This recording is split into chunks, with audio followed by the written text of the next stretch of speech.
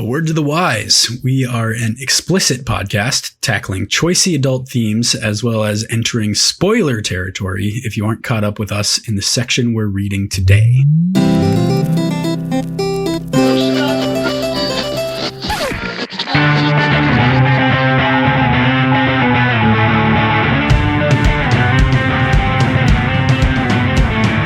Hey there, this is Cross. And I'm PJ. And we are Words and Whiskey, a podcast for veteran and novice readers alike. We tackle fiction novels and love to talk about what we're drinking. You can think of us as your drunk weekly book club. Well, if you think about a drunk weekly book club, you probably think of procrastinators. I am one of those apparently this week, in that I finished reading this section 5 minutes ago. Yeah, so you were 30 minutes late, and then you had 2 pages left to read. So I made him sit there in silence while I read. Yeah. But get this, it's going to be fresh in my mind. So you're going to get some snappy responses from me today. That's fair. I'll take that. I actually today, PJ, literally re-listened to the whole first chunk of the book up until where we are on audiobook, in addition to have actually read it ahead of time. Well, some of us are productive members of society, Cross. I was working all day as well. No, it was actually really good. Part of the reason I wanted to do that is because I know that some people potentially listening along might be listening to the audiobook. And Tim Gerard Reynolds is a phenomenal narrator. And I just wanted to be able to talk to that a little bit. So I'm going to kind of double dip weekly. Okay. Because that's I have understandable. all those on audiobook. So just to be able to speak to it, because there is something about his enunciation, his pronunciation, and his characterization that comes through better. There are very few narrators in the audiobook world that I think truly enhance the text. He is the one that does. I mentioned to you at the beginning of the weekend that I had a pretty busy weekend coming up. So you offered to share with me your Audible password. And I refused, one, because I didn't think I'd have time to actually listen to it. And 2, because I feel like that'll be too tempting to just skip actually reading it. Yeah, that's forward. Fair. That's fair. That's why I did that with hesitation, and then I was like, maybe that's not a good idea, because the idea is to get you. No, I'd rather actually just start reading it, and I'm having it's sucking me in, man. That's good. I'm really enjoying it. So today we'll be discussing part 2 of Red Rising, subtitled Reborn. But first, let's talk about what we're drinking. This week, I actually have a cocktail. Ooh. Believe it or not. I don't have a name for it. What is it? It is either 5 ingredients or 3, depending on how you look at it. And I feel like you're going to lean towards 3 because of the judging from last time. But it is Irish whiskey. Again, my bottle of Teeling with ginger ale and lemonade from Canada Dry and cran mango from Ocean Spray. Yeah, see, you're mingling a lot of flavors together, but they're coming from one bottle. So, that's like saying using a margarita mix counts as all of the ingredients inside of the margarita mix. Does it not make it a margarita, though? It does make it a margarita, but you're cheating the process. So a margarita is only a cocktail if it's not coming out of a single bottle. No. I'm saying it has more than just the prerequisite mix alcohol and a lime wedge plus ice versus actually making whatever constitutes margarita mix, orange juice, Sprite, etc., whatever you do. Orange juice and Sprite? That's precisely my margarita mix. No, I'm obviously kidding. Tons and tons and tons of limes, lemons, oranges, whatever. I don't know if I've ever seen an orange go into a margarita before. Orange? Really? Yeah, I don't know. I'm sure it tastes good. It sounds awesome. Yeah, so I like oranges. I'm having a cocktail as well. I'm having myself here a nice little gin and juice, but it is gin, orange juice, lemon lime soda, Sprite, and a little. So that's where orange juice and Sprite came from. Was what you're drinking right now. You're drinking, by your definition, a gin margarita. I didn't say that was all that went into a margarita. I kind of said whatever and waved it off. Good deal. Yep. Sounds delicious. Yeah, it's pretty tasty. And then to chase, I've got a little schnifter of whiskey and standard stone FML through Movie Lines. I've got, so this week it's Raining Threes, which is a hazy double IPA with Vic's Secret, Mosaic, and Citra. Clocks in at 8.9%. So we have a ton to cover today. This is actually the longest chunk of a book that we've read and recorded for the podcast ever on episode 2. because the previous one was like 50, but also even in our test episodes, this is way longer. I think the longest we ever read in the test episodes, I think, was 70. Somewhere between 70 and 80, yeah. Yeah, something like that. This was 85. So yeah, I got a package delivery. I think I sent you a picture of it, but I bought the next 4 books. So now I have all 5, all in hardcover. They all look really nice together. I'm excited to put up my bookshelf, prominently display them, because they're pretty books. It is a whole ass thing. We're doing a whole ass thing, man. There's so many questions already. There's so many questions. There's so much book. There's so many books. How does any of this happen? How does one book? Right. How does one story?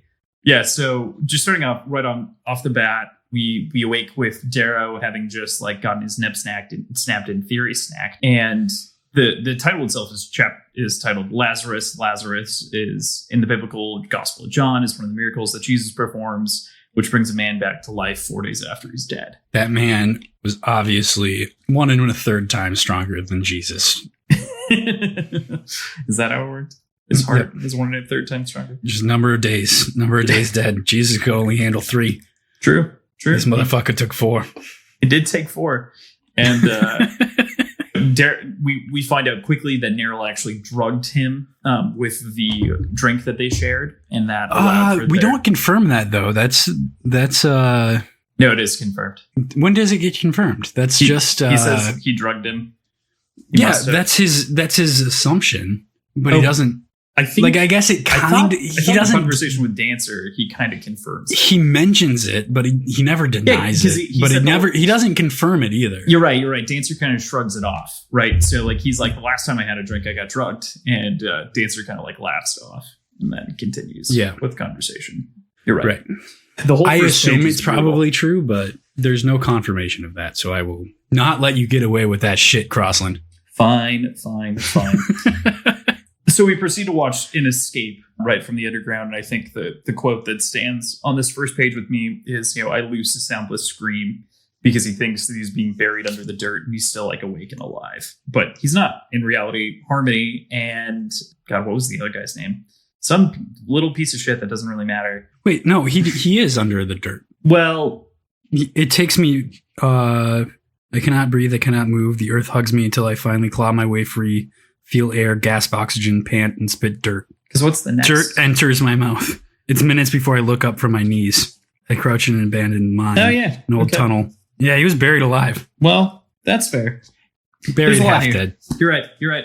Whoops. Yeah, I mean, that's bad. But they knew that he was going to get out, right? Because Harmony's basically waiting there for him. Yeah, they're like, what's up, dude? Yeah, they're like, dude, you're late. Oh, hey. You're finally awake. And they're in the October knocked masks, right? Like the scary kind of... I immediately imagined Kabuki-like. I don't know if there's any tradition, but I don't know either. I absolutely imagined Kabuki masks. I have no idea, but that was exactly what it evoked. The sort of demonic description, I just thought red. I thought that exact horned look. I don't have any confirmation, but that is exactly what was in my mind. Yeah, something like that. I just imagined Kabuki, but red, or like horned devil-ish mask. Mm-hmm. And there's like fucking Ralph with his snarling bat mask or whatever. Similar. And so, we get introduced to the idea of like dancers here. Dancer was mentioned only before when Neril was mentioning the veil, like when he inevitably dies and sees him in the afterlife. But Dancer's real and alive, and we find out that he's been rescued by the Sons of Ares. How'd you feel about that? I felt like it made sense. I felt like if he's going to be awake and he's going to survive death, they seem like the kind of nefarious counterculture, if you want to call them that, group that would be behind something like that. Yeah, so that makes sense. So what do you think? I mean, obviously we learned throughout the section what the true motive of Ares is to some degree, right? But do you think, you said that you used the word nefarious. Do you think that they have evil intentions, or do you think that it's truly just no? But but that's how he's been brought up to. Yeah, like I think they're a true like group of rebellion and group of revolutionaries. Yeah, but of course, with the drip feed of information that they've received as the mining colonies, of course they're going to be painted as a terrorist group, and anything bad that happens is going to be blamed on them. So I said nefarious more in the perspective of how Darrow was probably brought up and probably knows of them. But no, absolutely, they're the rebels. They're the revolutionaries. They're the uprising. Yeah. So we leave Lycos, with these Sons of Ares members to go meet Dancer and whatnot in a mine car, which I thought was described super interestingly in kind of the way that they pass through. And it's like, they don't matter because it's not that big of a deal. Darrow, one person escaping or leaving isn't a big deal because there are billions. It's just it's normal passing, so to speak. Right. Exactly. Yeah. So we definitely get another glimpse of the culture on the whole with the Reds when looking at Dancer. He's described as thick and terribly old in his 40s. It's like just this concept of someone being in their 40s and being labeled as terribly old. Terribly old. But yeah, the description still and the language I think are really important in this section, especially as we get later into the carving and Mateo and things like that. I think it's very interesting how his worldview has to shape and adapt to others. And I think Pierce Brown, the reason I call this out is because I think Pierce Brown did a really good job of crafting that world in a very limited space and giving us a language that we then abandon to some degree. Right? I mean, I think that's really well done. And it's hard to point out something like that when you're in it the first time before you leave it. I don't know. You kind of have to build. So I know I ripped pretty hard on the first section of this book when we were going through it, but it's kind of necessary that it exists the way that it does. Okay, so I think the whole scene of the warehouse, being confronted by Dancer walking down the hallway, treating Darrow's wounds as he gets sent away with Harmony and everything, feels very like Matrix. It feels very much like a Neo and Morpheus meet for the first time. Yeah, kind of a thing. But yeah, it seems very, he knows what he's ushering in, kind of. The almost trying to be a father figure because of his knowledge of what he's going to be putting this kid through. Yeah, and stepping into that role. I mean, he also explains kind of the history of Darrow's family because he knows it, because they were members. His dad was an informant, and that's part of the reason that he got hung ultimately, as he got caught. Not that he abandoned his family or did something else wrong. That was the reason that he died. We never really knew why. And that was a part of the reason that Neril joined, is because of the awfulness that happened to, his brother. Right. I think that's very interesting. One of the things that I kind of skipped over a bit earlier is Harmony says martyrs are a dime a dozen, talking about EO. Yeah, she spits it almost. Oh my God. Yeah. It's what do you mean? This is so intensely personal and important. How? This is the only thing driving me to stay alive right now. And you're gonna downplay it like it doesn't fucking matter. You're gonna shit on it? I'm gonna beat you up later when I'm really big. Just kidding.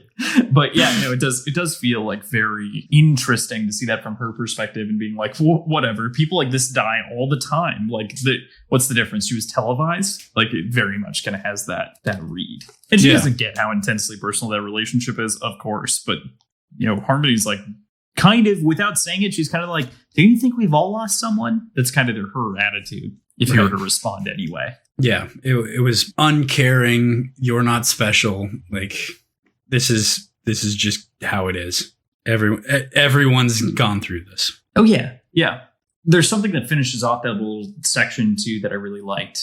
Obviously all the Reds aren't alone in this, and pretty much at this point we're just presented with the Reds. At the on page 60, she says, or Darrow asks, then what is your purpose? She holds up her hands caked with dirt and blood, the same as yours, little helldiver, to make the dream come true. And so then she references back to Eo's dream, which is real. And that's what Dancer was trying to say in the room before as well, is the dream is real, regardless of whether or not it's Eo's dream or anyone's dream. The dream of rebellion, the dream of being free is worth whatever the cost. Yeah. And so we get a little bit of that insight as to why she's martyrs are a dime a dozen, because we all know what we need to do. and martyrs, like, think about it from this case. Martyrs are a necessity, but what's even more of a necessity is somebody to take up that martyrdom and to act on it, and that seems more rare. Right, and that's like really what they're asking Darrow to do. Exactly, like they're there to instill hope from the perspective of the mass majority of people, but what they really need and what they're really looking for is somebody to take that act, that crime, very final act. No, what do you mean? What? It's criminal to the people who are being. So it's criminal to the Reds that EO is killed in the way that she's killed. Right. Okay. By a society that's unjust. I was looking at it from the perspective of what EO did, not what her like. But looking at her actions, taking on additional action beyond that, that seems like a much less common thing. I mean. And that can be applied to a lot of real world examples of martyrdom and of like, it brings attention, but it doesn't necessarily bring action. Absolutely. So I think something that should probably has came through at this point is Brown has no reverence for history. Truly, any myth, any gospel, anything that's been spoken of, he incorporates in some way, shape, or form, and everything that he writes about is very clearly inspired by something that's real world, not dreamy in like the normal sci-fi sense of things, except for like the very sci-fi tools. Those are really the only things that are dreamy. Everything else is very much grounded in a sort of brutal future reality. And so a lot of this kind of has that historical context of martyrdom. You know, it wouldn't be a stretch for me to say he probably went to Joan of Arc, read her Wikipedia page, read a book, and then went, perfect. This is exactly the kind of person that I want to step in front and be a martyr. You know, and like just he, with almost everything, there's an example pulled from history. Nero's another example, you know, like we had talked about before, Octavia to an extent. They're all very kind of, it seems innocuous, but it's all there if you read a little bit deeper. Mm-hmm. You're just kind of interpreting it less like it's a direct carbon copy, but more it's a inspiration. It's mimetic. So liquid flush. Darrow's kind of like, what the fuck is a shower, right? Right. That was interesting. I thought. I did like the term liquid flush though. We get a couple of things too in the exchange between Darrow and Dancer that happens a little bit later. You know, as he's bringing him to the surface. After the test, right? So he gets the test where he has the cards. So the first, before we get to where I was, the cards, and Darrow's quickly like, well, this is obviously a ploy. This is obviously a game that's meant against me. He just fucking eats the other one. Like, just snarfs it. But then shows the other scythe. Mm-hmm. Says, look, I won. Here's proof based on the rules you gave me. Yeah. And it's brought up later with the fish thing too, right? It's just they bring it up later, but it was very clever, very well done. Mm-hmm. And it's obviously it's a ploy to build more character in Darrow. Oh yeah, but it also, like, all I thought about was Always Sunny, where Max starts eating the contracts. Yeah, that's an episode. It's like, nope, you can't prove it. But obviously done with a little bit more tact here. And also forethought. Of course. Yeah, I mean, that's natural when comparing Always Sunny to a book. One of the things that's interesting here too is something that you literally read out loud while you were sitting in the Discord channel reading the last 2 pages. Yep. The card is a scythe, right? And that's brought up again at the very end of this chapter. Yep. So it just feels all the more relevant. Also, the sling blade, I read it out loud. The sling blade, it looks like a scythe, right? As well. Yes, it does. So it's all kind of a circle. It's all a circle. Mm-hmm. What do you think of the explanation of the difference between Ares and Mars that he gives? The romanticized version. Yeah. I remember thinking about it. I'm not sure what to take from it. Is he saying that they're this, like, them following Ares is them trying not to sugarcoat it, I guess? Yeah. Trying to be what they are without trying to, like, put on airs about it. That's kind of what I got from it, but it seemed a little bit unnecessary to bring up the comparison. So until we get in later, when he gets placed in Mars house. But even then, they seem just ruthless and don't seem to sugarcoat much of anything anyway. That's definitely also true. I hadn't thought about the immediate comparison to Mars house outside of the later, some spoiler. Not going to say it, obviously, but so skipping over that, I think the thing here is that I think Pierce is pointing out, or the intent here is to point out kind of the hypocrisy of the society is this like elevated thing, and elevation really just called a lot of the strength out of it, even though the entire presentation of the society is the strong, like the most pure are in charge, even though they've cut down their history and kind of softened it to some degree, right? So I think that for the most part is also a difference between the Greek and Roman history, is it kind of cutesifies it to make it more appealing to the masses. I can see that. Okay. So, and the one that supports that is, so by naming yourself after him, you're pointing the truth to things within the society. Cute. And Darrow just kind of addresses it blatantly. He's like, whatever. Obviously, they kind of have a lot of conversations about him becoming a gold and the idea of justice versus vengeance. Any thoughts in the conversation as it progresses with Darrow? So before we move on to that, multiple times asked and always answered the same way is Darrow not accusing, but insinuating that Dancer is Ares. Mm-hmm. And all he ever says is, no, I'm not Ares. No, that's true. Which I don't know about that. So let's address this now. Who do you think is or could be Ares? Either he or she, I guess, hasn't really stepped into the portrait yet, or I haven't picked up on enough. Sure. I guess. So I don't know.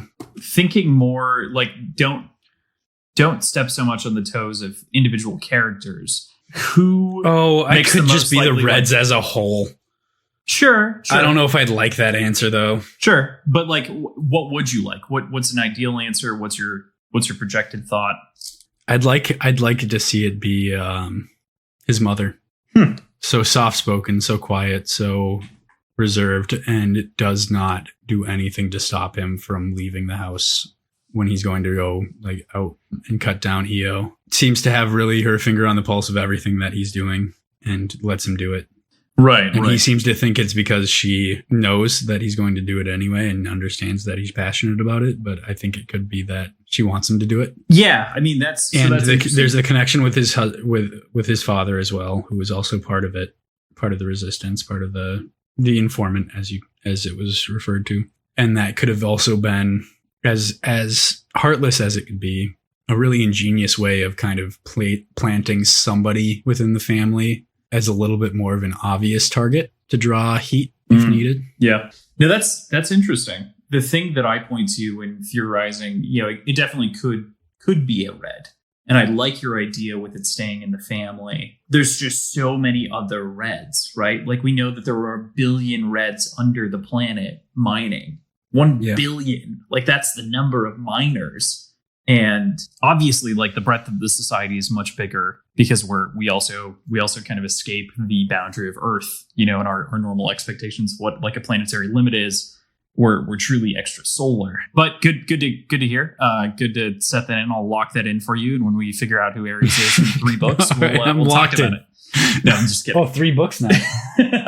I'm also not exposing that. Right. But that was all just Schadenfreude bullshit. So we'll move on. But good to hear. So they come to the surface, and there's some beautiful prose. I think that's the thing. Like I know that you'd kind of harped on it before in the first section, it being Shakespearean, but I feel like in this section it starts to come out where there's a lot more character, dialogue, action. And so the Shakespearean bits of description stand out as like great pieces as opposed to everywhere. I wasn't necessarily criticizing it by calling it Shakespearean, but it didn't seem it's almost disingenuous, like just to jump into a book. Yeah, that's the best way to describe it. It wasn't deep enough yet to really back that up. But now it starts kind of working that way. But also more dialogue starts happening, and it doesn't need to be like that. So those few sprinklings of it start to feel like better. You said, start to feel more genuine and start to stand out. Yeah, I also think that the dialogue does a lot of heavy lifting in this section again. Kind of not like so much explaining, but like talking through sort of the moral decision of why Darrow needs to become a gold and why Darrow himself wants to become a gold. What does he want? He wants vengeance. Well, you could strap a bomb on yourself and run in and you'd get vengeance, but that's not justice. And so he does reapproach that later on during the draft. Yeah, right. Like, I wish I had a bomb. Yeah, right. He entirely re-enters that thought. He's like, okay, I could have ended their 1,200 best and brightest. But does that really change anything? No. Along with a bunch of leaders. Yeah. He'd probably kill Nero. Mm-hmm. He's just referred to as Augustus, but Arch Governor.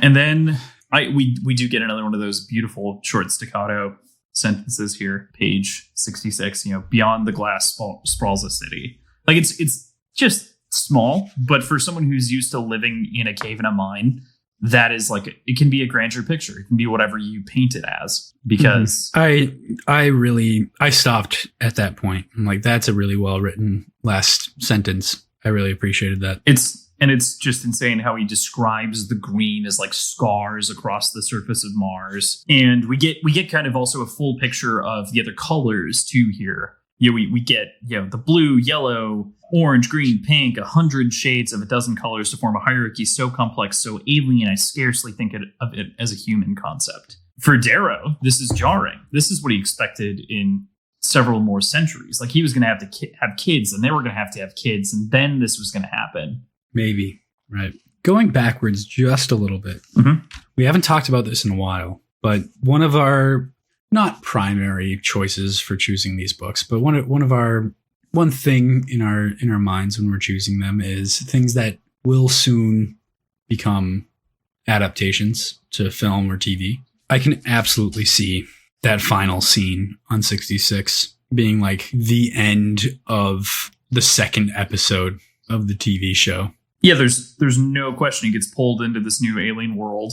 And you could almost do like a Blade Runner style pan over of the city, starting from Darrow's perspective and like looking out. Yeah, but that's the last shot though. But everything up until that is just fixed on his face, look like coming towards the window and like looking out in awe and terror until it slowly turns and sees the scene of the man being chased by the three girls and just the happy-go-lucky city before him.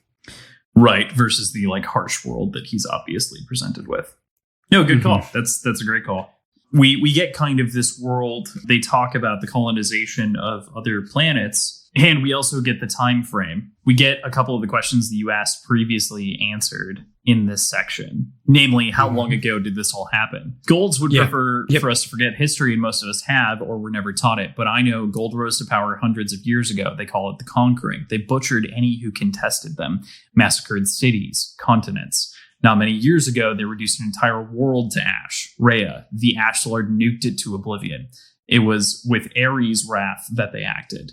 And now we are the sons of that wrath. And we figure out that it's like 700 years back is when they expanded to the moon, and the moon is used as the port. There's just so much here. We do kind of figure out that they've sprawled out among the planets.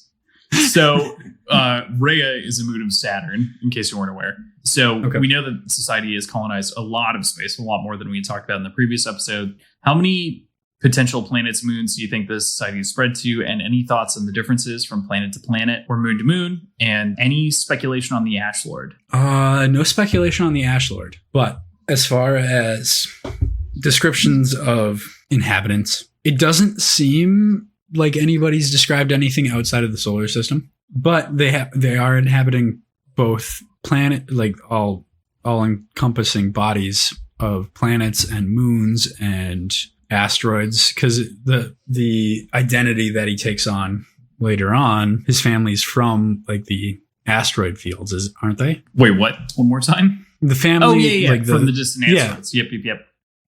I think a pseudo colony. A lot, but I haven't heard any sort of inclination that they're outside of the solar system at this point. So there's in my mind, at least for now, there's some sort of containment within the orbit of the sun. Totally. So now this entire section, paints the large swath of the picture of the society that has lied, as the chapter is called The Lie. And we get presented with this large picture of the world at hand. And we also get the question of, what's ultimately going to be Dara's mission. Right. Then we move to the carving. Did you think any of this shit was going to happen? Is this what you imagined? I had no idea what to think, man. I thought he was going to wake up in like the body. Like when he died at the beginning of book 1, I seriously thought he was just going to wake up in the body of a gold. Part 1. Sorry. No, just so people don't get confused. We don't want them to think that we're hopping books. Yeah. I really thought he was going to wake up having already, I don't know what, if he would have gone through like brain transplantation or whatever, but I thought he was going to wake up and be in a different body altogether rather than like living through the transformation that he comes through. Mm-hmm. Anyway. Oh shit. I forgot to read this section. What? So part of what I really like about this section too is we do get a description of basically every color, right? So on page 72, so part of what I love about this section is we do get a description of every color, going into the carving and the description of what's going to happen. So on page 72, we get metal behemoths sail between the planets in fleets carrying weapons that can crack the mantle of the moon. On distant Luna, buildings rise 7 miles high. There, the Sovereign Council, Octavia Lune, rules with her imperators and praetors. The Ash Lord, who made the world of Rhea Cinders, is her minion. She controls the 12 Olympic Knights, legions of peerless guard, and obsidians as innumerable as the stars. And those obsidians are only the elite. The gray soldiers prowl the cities, ensuring order, ensuring obedience to the hierarchy. The whites arbitrate their justice and push their philosophy.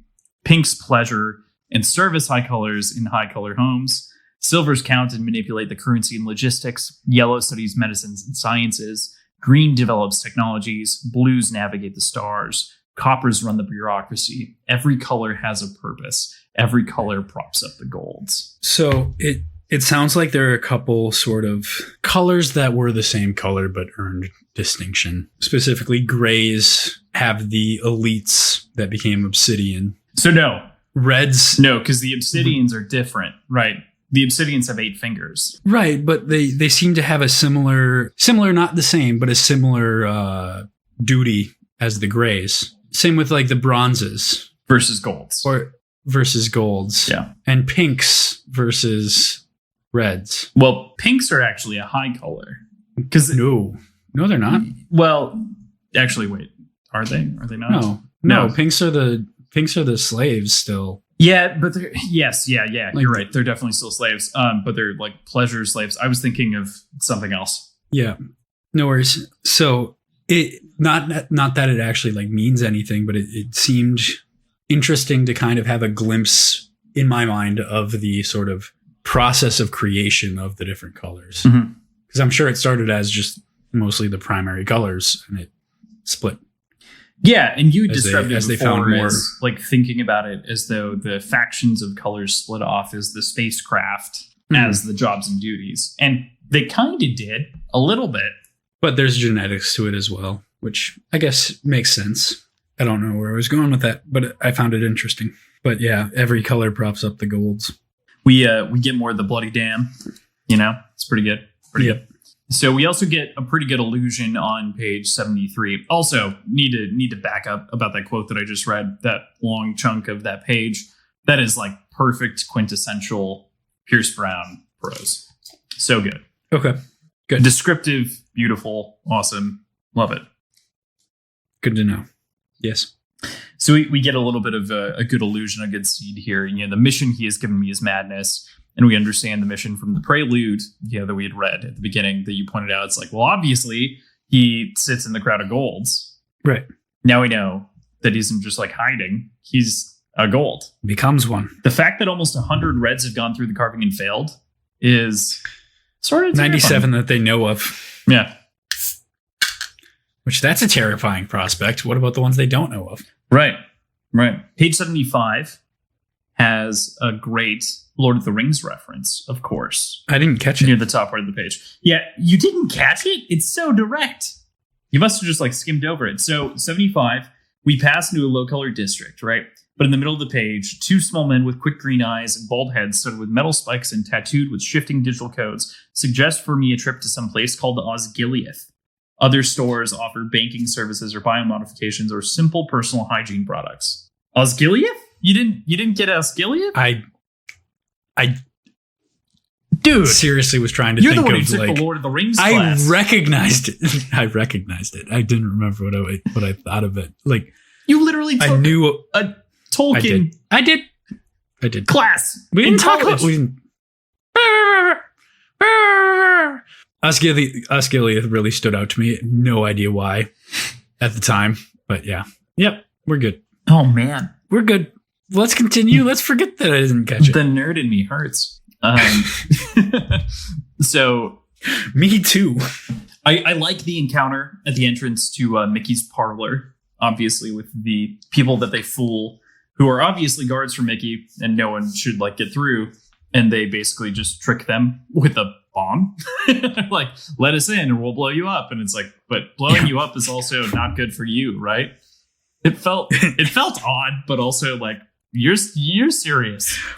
It did feel weird. It felt more like taking advantage of lower intelligences. That's what it kind of struck me as. So I definitely agree. I do like the description of all of the things in Mickey's place, right? They're all very short, very snappy descriptions. It's good. Mm-hmm. Mickey the Carver is a scalpel of a man with a crooked smile and black hair that hangs like a puddle of oil down one side of his head. Does that not evoke to you the dude from Fifth Element? Absolutely. Zorg, right? Zorg? Yep. Zorg? Yeah, Zorg. Just literally quintessential, just doesn't have the plastic. Gary Oldman right there. Fifth Element, one of the greatest science fiction movies ever. Go watch it. So good. I also like the description, scalpel of a man. Mm-hmm.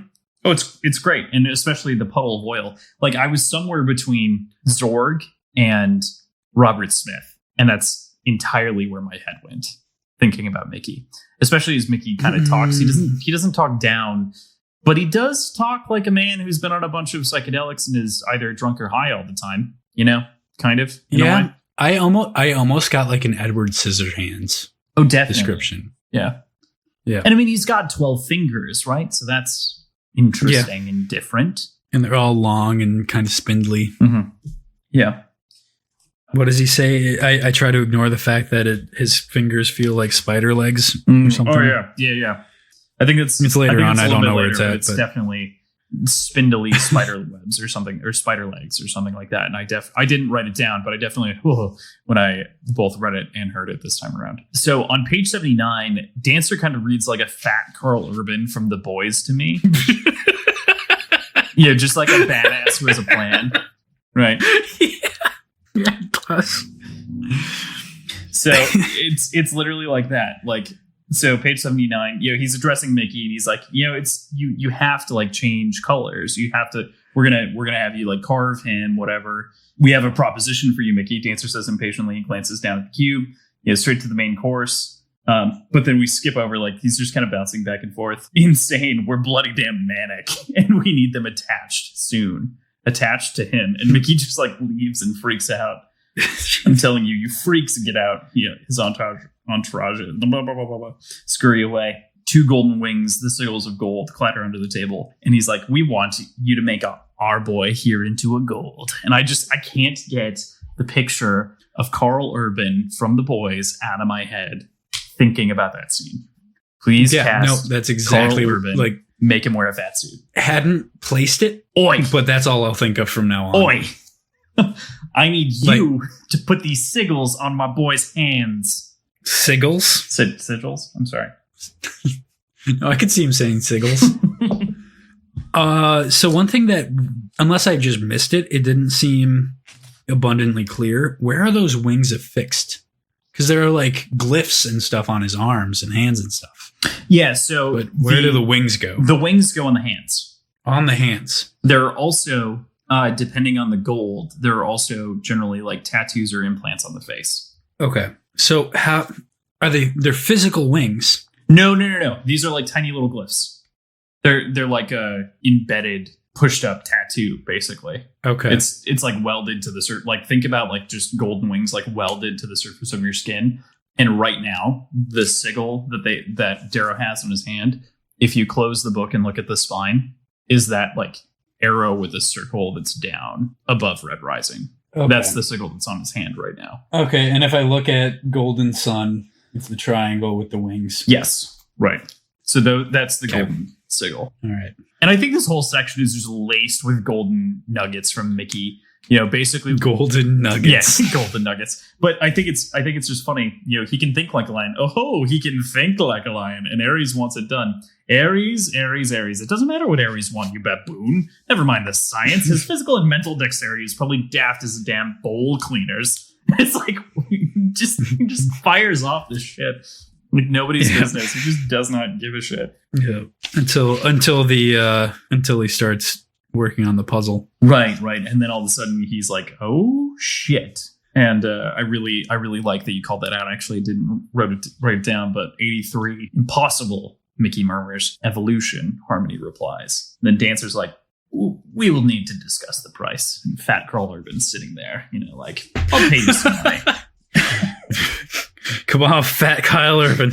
I do like the description of the puzzle, though, right? So obviously Darrow's incredibly gifted with his hands. I want that puzzle. And it's basically an evolving Rubik's Cube, right? His voice fades as he sees how the claw drill taught my fingers to move, how the grace with which my uncle taught me to dance is converted into my hands. I hum as I work. He gets into it so quickly. He's just spinning it out. It's boop, boop, boop, boop, boop, and it just gets larger and kind of like, it's a very like Tony Stark playing with his hands to build the thing in front of him feel. Described, though. It feels that way. I don't know. Loved it. It does. So we end that basically with the agreement. Yeah. Final car view. We flip the page. My life becomes agony. And he's kind of just like, this fucking sucks. But kind of the nice part that's interlaced between the descriptions of pain here with Darrow is we also get good descriptions of the society from Mickey and like the evolution. Yeah. This chapter specifically, I really enjoyed all the visuals of the process that goes on. And again, thinking about adaptation, I think his time with Mickey would probably be focused on a little bit more, but when he gets to working physically with Harmony, that is ripe for a training montage. It's a fucking training montage. I wrote that into the script. You hadn't gotten that yet. Did you really? I was like, it is a fucking training montage. Like ending with him punching through the human sized or the human shaped dummy. Yeah, the concentration machine, right? And then like that punches out the dummy, right? It's just all of it. So it's so training montage. Breaking rocks with his hands. But it's actually kind of crazy because he actually created that in book form. And books don't generally do montages, right? But we get the feeling of a montage from the way they described it, which is interesting. It's fascinating, which is good. We're getting a little bit ahead. There's one line that I really like here, or there are two lines that I really like here that I think are good to lay out too. The Golden Ancestors, they call them Iron Golds. They were hard men. They stood lean and fierce upon their battle cruisers as they laid waste to the armies and Republic fleets of Earth. What creatures they were. It took generations of eugenics and biological tampering to make them. Forced Darwinism. Mm-hmm. And just fascinatingly tough people that were created, but also like it's not for the benefit of everyone. It's for the benefit of society. But we also get this counter argument of like there is no disease, there's no need for anything except for the want of the fake wants society has put in front of everyone to chase after. Yeah, the Reds are chasing after the laurels, and you can only assume that every other class is also chasing after some sort of higher pedigree. Even the Golds are chasing after being a peerless guard. Right. But that doesn't get taken away from them eventually, like it does the Reds. Well, I guess it doesn't really, does it? Yeah, they really just don't know. So it's not even taken away from them. But yeah. But anyway, it has been taken away from them as people. So I really like this line as well in 85 before we skip out of the carving section. No, I've always wished to make a god, So why not carve you to be a god of war? And it's so, there's a lot of these lines from Mickey that are just so elevated, profound, interesting that you can get away with like a very creative character like he is. Like you couldn't have arrogant. Yeah. You couldn't have like Darrow get away with the shit that he's saying. No. Right. It's very of course into his character. And then again, Mickey carves me on the next page. Mickey carves me. The agony is beyond language or comprehension. And he goes, someone has to dot God's eyes. And it's like, it's good. It's on 85 again. Sorry to go back a little bit. Your skeleton is weak because Mars gravity is 0.3 of Earth's, my delicate little bird. Like just constantly like coddling him a little bit, making him feel, or trying, I guess probably trying to make him feel like he needs him, maybe like a pupil, like a project. I think the interesting thing that we also get presented to here is Darrow kind of has 4 mentors right now. We don't get like a single kind of Gandalf mentor. The closest person like that is Dancer, so to speak. But we do get, Mickey, who's shaping him physically into the person, but also is giving him like history and is talking him through things. And then we get Harmony, who's into the physical betterment and the mental acuity of fighting and exercise and everything else. And then you get Mateo, who's culture. It's a very interesting swap. And etiquette. But then you also get, to a lesser extent, Evie, who really softens him. True. No, that's a good point. Not in a very like explicit way, but like clearly shows him compassion, and he extends the same to her. Yeah, it doesn't take up the whole section, but it is. I'm sure she comes back, if not in this book, later on. You think? Okay. Yeah. I mean, we do get mentioned. Harmony's taking her in. Yeah. Harmony rescued her from the place. Right. The other line that I really like that Mickey says in this section, there are lots of lines that I like from Mickey. Pretty much all of them. Mankind was always enslaved, they'll say. Freedom enslaves us to lust, to greed. Take freedom away, and they give me a life of dreaming. They gave a life of sacrifice, family, community, and society is stable. There's no famine, no genocide, no great wars. And when the golds fight, they obey rules. They are noble about it when the great houses bicker. And I think that noble is really like... Right. But, I mean, the immediate comeback of noble, they lied to me, said I was a pioneer. Yeah. And would you have been happier if you knew you were a slave? Yeah. He makes a very good point there. Yeah. It's not a justification, but it is a perspective to take. Mm-hmm. Yeah. That makes it less jarring, I guess. Yeah. The reason society went this way, not to be coy and assholes, because society does need ditch diggers, and this society needs a lot of ditch diggers in order to sustain its, interspatial relations. And so what they did is, instead of offering fair pay and fair compensation, is they enslaved them and made them inferiorly genetic and reliant upon them. It's an extrapolation of modern society to the nth degree, like so far out. Yeah, but it's also like they've been like living this lie for longer than America's been a country. Mm-hmm. Oh, of course. And they make fun of the Americas explicitly in the history section. There's a lot more in that as we learn about Earth's history. I'm curious, what do you think happened to Earth or on Earth, or what's Earth like now? We know that it's at least 700 years in the future. My immediate thought about the golds, and the golds being so genetically evolved, I guess, compared to the rest of humanity, is outside alien interference, I guess. Whether it's an outside race altogether that was close enough to humans, but a little bit more advanced, or a little bit bigger, a little bit smarter, a little bit stronger, or if it was bestowing untapped power into evolutionary life cycle of this subsect of humanity.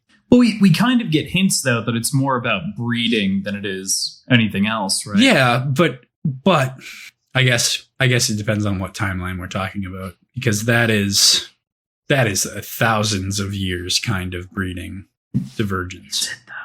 I just mean that sincerely, like genetic modification and everything. I mean, think about the amount of strength difference. That's a ridiculous prospect. To us right now, though, I guess like the question... You're right. The large lingering question is genetic modification, and then people born with genetic modifications and reproducing with them. What does that society look like? And I feel like that's kind of what's being answered here. But they need a distinction to start it and stay isolated from the rest. Well, they didn't necessarily entirely stay isolated, but they did go to Luna, and then you're right. Stay there, right? Train there, etc. Oh, good point. And that's good point. All right, that makes sense. That explains that's it. kind of so probably just lunar exceptional. They're the man on the moon. Were the Pixies there too? Pixies on the moon? Pixies. The Pixies. I actually, a fun fact, I've actually read through 4 of these books. I'm actually in the middle of the 5th. And I have, for whatever reason, never connected Pixie with gold on an initial read, and always thought that it was calling pinks delicate. But the fact that it's an insult now is so much better. It's an insult to it's so much better. I don't know how I missed that, but I feel like this is one of the few times that it's described. And then it's like a not strong gold, right? Yeah, essentially, it's a gold that can't control themselves, can't control their urges. It would make more sense as like a subsection of pink, though, wouldn't it? Well, that's what I originally thought. There is a subsection of pink, but we have not been introduced to that yet. Is it sparkle? No, sparkle. No. I will confirm for you that it's not sparkle. All right. Yeah. Basically, every color has its own subsection for the most part. Indigo? No, carvers are the specialty of violet, so to speak. I would say indigo is more blue than violet. I don't know if there's been a specialty of blue yet either. So as we had mentioned, like Evie, obviously, and all of them are kind of circling around. He's going through this horrid, wretched, painful transition. And it's months long. My last day at Mickey's comes 2 months after my last surgery. So, yeah. Yeah, so I feel like it's 4 months in total. And it's interesting on 95, right? So Mickey obviously kind of sends him off, and he's like, this is fine. This is going to be good. You look great. You're brilliant. But obviously he also kind of sees the cruelty in Mickey, obviously in crafting Evie and other people. And he says, be kind to Evie, Mickey. Don't make her dance. Give her plush life, or I'll come back and pull your hands off your body. And whoa, A.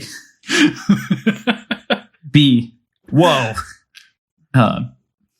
Just kind of shows nothing is stronger than a Helldiver's grip. Yeah, it shows how far he's come to some degree. But then also on 94, the page right before, we do get the namesake for the book, right? He asks him if he's frightened of him. Mm-hmm. Am I? Oh, ho, ho. Am I now, my boy? Yes, you're used to knowing what's what. You think like the rest of them. And nod to the HC's reflection. Things are set in stone. Things are well ordered. Red's at the bottom. Everyone else standing on our backs. Now you're looking at me and you're realizing that we don't bloody damn like it down there. Red is rising, Mickey. Oh, you've got far to go. And then he's like, I will tear your hands off your body. I just imagine a bleeding, stubborn version of Mickey with his 12 fingers on the ground, his arms ripped out. I don't think he'd leave it at, like, if he was going to go violently accost Mickey, I think he'd, like, I don't know, he'd affix his hand somewhere else. That's true, but I also, so I get Mortal Kombat vibes from that line, and I kind of just want him to, like, stuff an arm down his mouth, but it's fine. That's all I was thinking about. It's cool. All right. Yeah. Like, with the fingers popping out of the mouth. I feel like that's the right way to do it. Yeah. That'd be the way I would do it as a Mortal Kombat fatality. So next page, Mateo. Very interesting.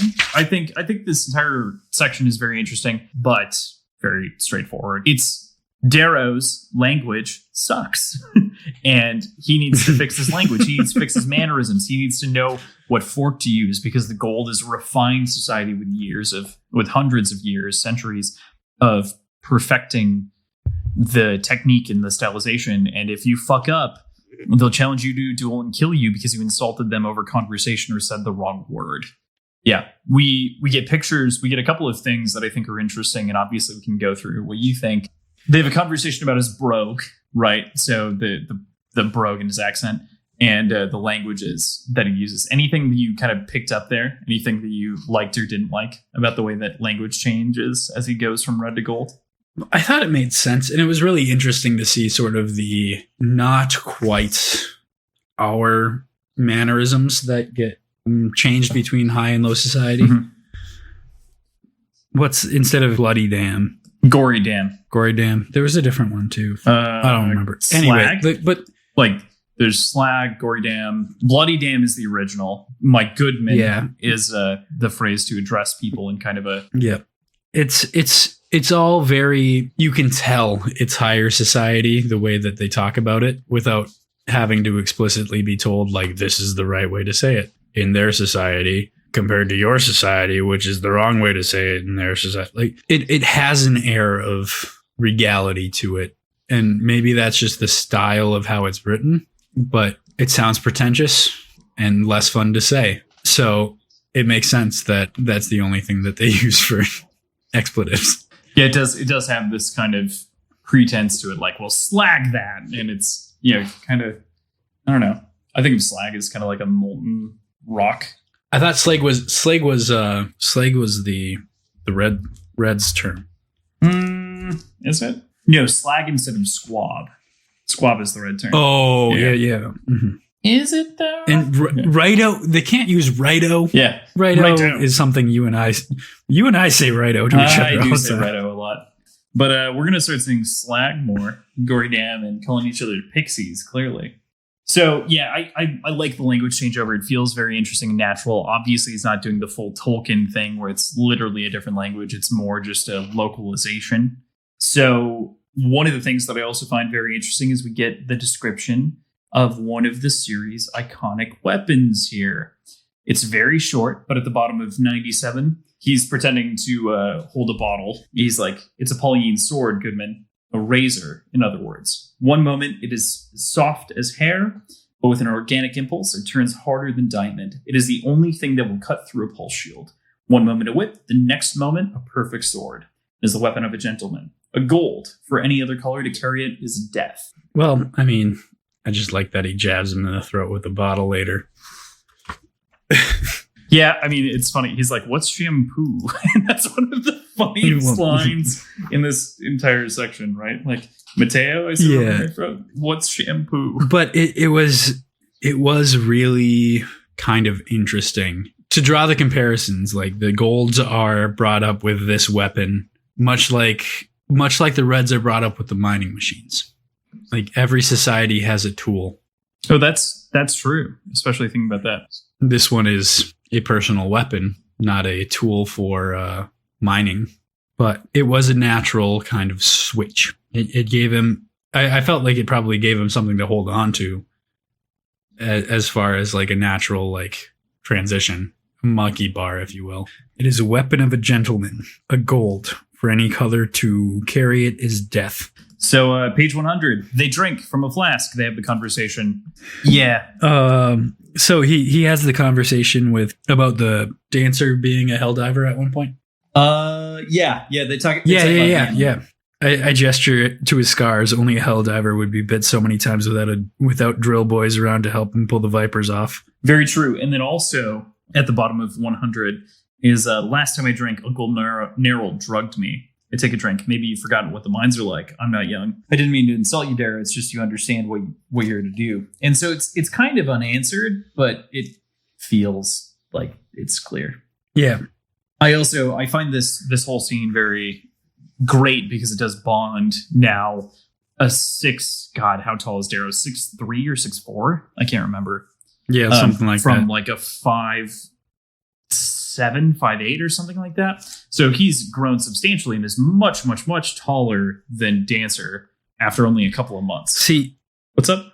I don't get like that's something that completely I don't have a good read on or connection to. I'm so bad with like judging heights that aren't like within a couple inches of me or taller than me. Oh, that's fair. Yeah, no. So for the listeners' records, PJ is 6'7", so PJ is closer to an obsidian. Whereas I'm a gray and most of our friends are. Yeah, no. So just to, put it out there into the color scheme of things. But that anytime descriptions like that, they don't strike me as important or as like exceptionally tall. So it never really registers while I'm reading things like that. And that's not to like say like, oh, so short, 6'3", whatever. Like it legitimately doesn't catch my attention as like, oh, that's a tall motherfucker. Like I'm assuming was trying to be the case here. So I just can't really speak to what his height was or is compared to what everyone else's heights are or were. I know he's taller than most, but like that's the only thing that stuck with me was that he's like over 6 feet tall. Okay. All right. Well, does that make sense? I get it. Like, because your perspective is warped because you're thinking, oh, I could look down at this man, but this man would punch you in the chest and pull out your heart. And then it's not like I could look down at this man. It's the numbers themselves. Like the term 6'3" really doesn't mean anything significant to me. Yeah, so it doesn't stand out as tall to you. It's delightfully average. Right, legitimately. They talk about the mission. They kind of like, we do kind of get a nice growing between the two of them. Darrow thinks of himself as a weapon, but Dancer doesn't think of him as a weapon. He thinks of him as a symbol. He thinks of him as something much more. He's fighting for Stream, for your family that is still alive, for your people. I think he probably would have approached it the wrong way if he thought himself as the symbol of hope for his community. I think it's the right perspective to have in his own mind to think of himself as a tool. I definitely agree. I think that if he did think that he was a symbol for hope, he would basically be Superman. And then the story would be as uninteresting as Superman's because he's not flawed in any serious way. But Darrow is flawed in that he is single-minded with whatever he thinks unless he's told by someone else. He's very much kind of, at this point, he's very much a wrecking ball, kind of pointed in whatever direction. We don't have much more in terms of his personal opinions on things, The next section is very interesting because Mateo is trying to teach Darrow to dance, right? And Darrow already kind of knows how to dance because Neril had taught him so much because his dad wasn't there to teach him. This scene builds on to a question that I had. I don't know if I expressed it vocally on the podcast last time, but questioning why the Reaper's dance was illegal. And it's because it's essentially fight training. Yeah, it's the Polomedes, basically.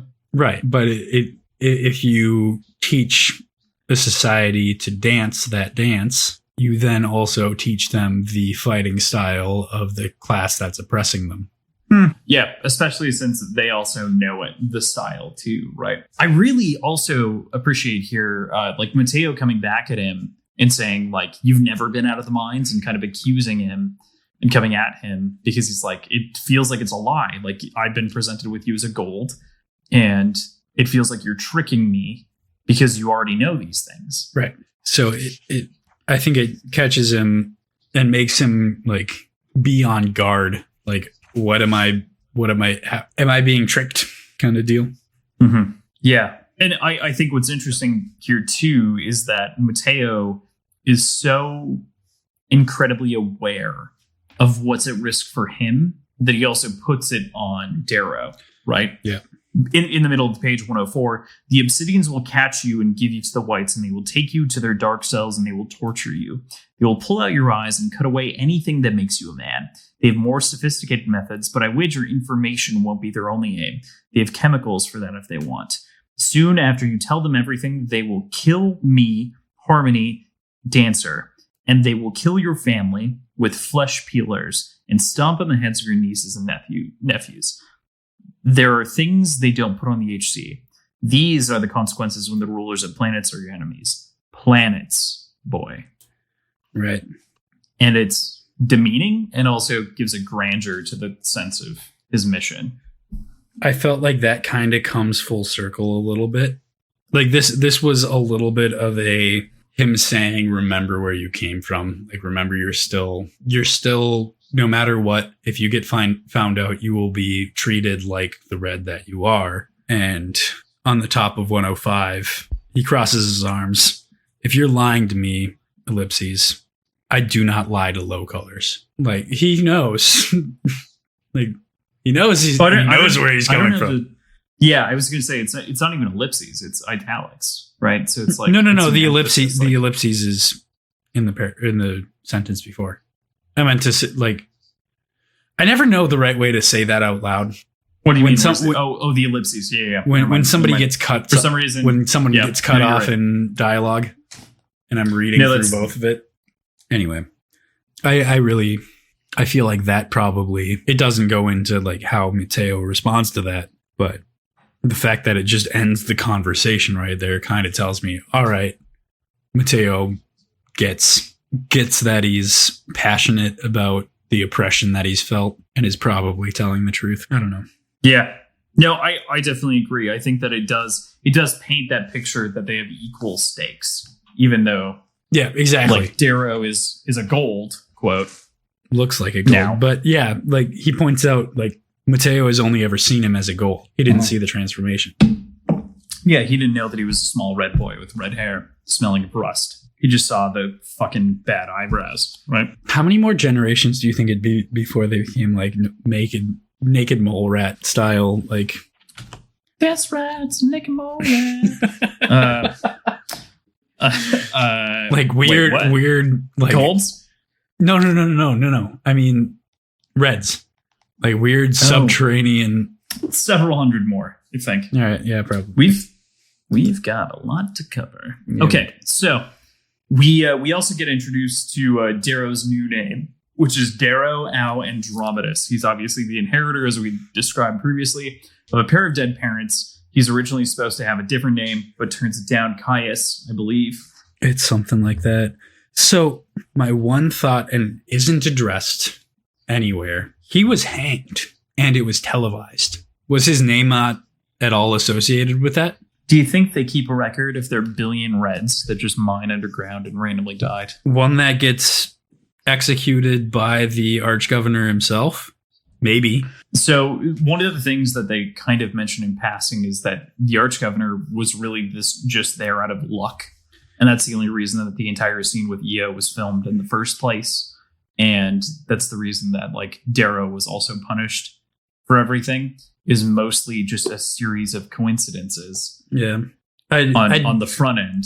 I haven't taken the time to go back and look at that scene, but I'd be interested to see if his name was announced anywhere. No, it wasn't. Okay. And neither was Eo's. That's why she's known as Persephone. Oh, good point. Okay. Not Io. Okay. But for him, it's Eo's dream. So then that alleviates a lot of the like concern about him choosing to keep his name.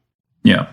I definitely agree, though. It is, as they point out, and they like raise their eyebrows at it. He's like, it is an off-color name. And he's like, I want my name. Yeah, because the rest of I'm giving up everything else for my family. I want my name. Mm-hmm. I want the name that they gave me. So 2 months after training my mind, has the test. He's not memorizing anything. He just takes the test. For instance, if a fish has 3,453 scales on its left side and 3,453 scales on its right side, which side of the fish has the most scales? The outside. Extrapolational thinking, basic logic. I mean, not basic, but logic puzzles. Like that's really what they're testing, in addition to general intelligence. You could call it a logic puzzle. I would more just call it like a joke that you'd find in a 1,001 jokes book. What were your thoughts on the test? I wanted more questions. Mm-hmm. Like I enjoyed this kind of like thought process too. So I was really hoping it would give more examples of what he answered and how he answered them. Yeah, I thought also, obviously, Darrow gets bothered by the woman tapping her pen and just steals the fucking pen, and he's so fast, she doesn't even know that it's happened. Like, but then the proctor looks at the video and sees it, and like that sort of action isn't necessarily seen as a bad thing within the society. So that was kind of cool. Yeah, and then the golden razor blade of a girl disagrees and sneers Cutter, right? We later learn that she's Antonia, but that this like Machiavellian ruthless society is just what exists between the golds. Right. Which kind of sets an interesting standard. Like it's a double standard entirely. It's be ruthless and live to better yourself and your people, but also don't do it too much, else you get sneered at by pretty girls in the hallway. Right. Very true. I mean, pretty girl. Yeah. Antonia, definitely. Yep. But then we meet our first real gold that we have a real conversation with, right? It's not just the cruel punishment of Nero, someone who's in that kind of role. We meet Cassius, or Cassius, whichever way you want to look at it. And he is described as... But the shining voice comes from a young man torn from Greek verse. Arrogance and beauty drip off of him. Impeccable breeding. I've never seen a smile so wide and white, skin so smooth and lustrous. He's all I despise. Like, the man's attractive. Yep. Objectively attractive. Yep. And their entire conversation has this kind of, I don't know, the way that Cassius talks is interesting. I love the high speak. Yeah. Differential. What page are you looking at right now? 108. Okay. Then we're not at the point where I want to point out. Sorry. By God, your hand is like a vice, he chuckles. You know? Darrow. Well, that's quite the off-color name. Well, you come from no one at all. A far planted hayseed. No wonder Antonia sneered your way. But listen, I'll forgive you for it if you tell me how you fared on the test. It just kind of has this like hoity-toity. He sounds like a critical NPC in an RPG. Doesn't he? Kind of, yeah. Like, yeah. I think right there he does, but I think a little bit later he doesn't. Later it gets better, but like right here it's like, oh my God, this is forced conversation, and it's like a C-3PO. Yeah, exactly. You know, but I guess that's kind of the feel that you get from the society anyway, regurgitating answer responses that are proper and fit. One of the things that's interesting here too is Cassius is very much like a playboy almost. He's presented as this like, yeah, we should go to this strip club. He presents himself as that. I mean, right. Like he's not presented that way. He presents himself that way. Yeah, okay. All right, both ways. I mean, Pierceman wrote it, right? So no, I know, but he came off as like I want to talk myself up. Like, look at all these women that I've slept with. But yeah, especially because he makes the joke about Antonia, right? Yeah.